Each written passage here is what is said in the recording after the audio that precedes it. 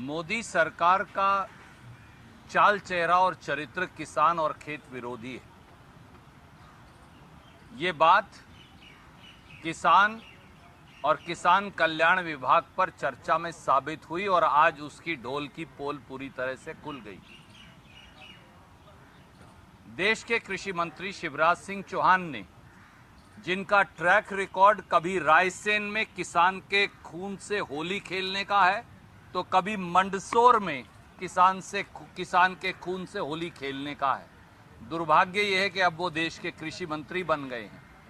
देश के उसी कृषि मंत्री ने सदन को बरगलाया, देश को बरगलाया और किसान को बरगलाने की एक नाकाम कोशिश की। लंबी बातें आदरणीय दिग्विजय सिंह जी बताएंगे, अपने वक्तव्य में उन्होंने क्या कहा, और मेरे आदरणीय साथी संजय सिंह जी बताएंगे। केवल 3 पहलुओं को एक एक लाइन में मैं जरूर कहना चाहूंगा। मोदी सरकार ने सदन में ये कहा कि लागत पर 50% मुनाफा वो देंगे, ये उनका सिद्धांत है और उन्होंने इससे कभी गुरेज नहीं किया।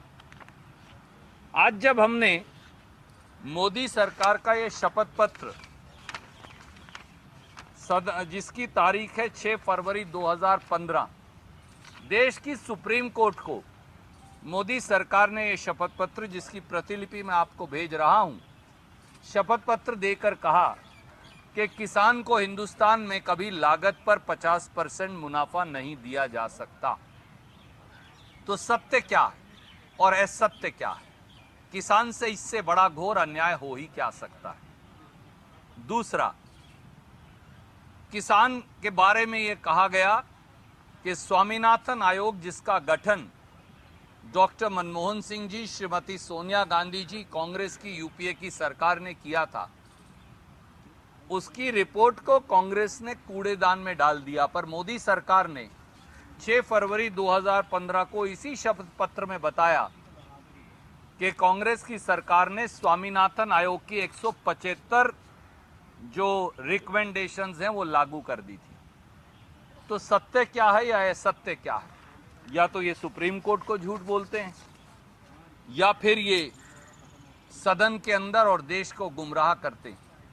और इतना ही नहीं, जिस प्रकार से पूरे विपक्ष को श्रीमती सोनिया गांधी जी के नेतृत्व में वॉकआउट करना पड़ा, वो दर्शाता है कि इस सरकार का चाल चेहरा और चरित्र, इस सरकार का मुखौटा ही खलनायक का है।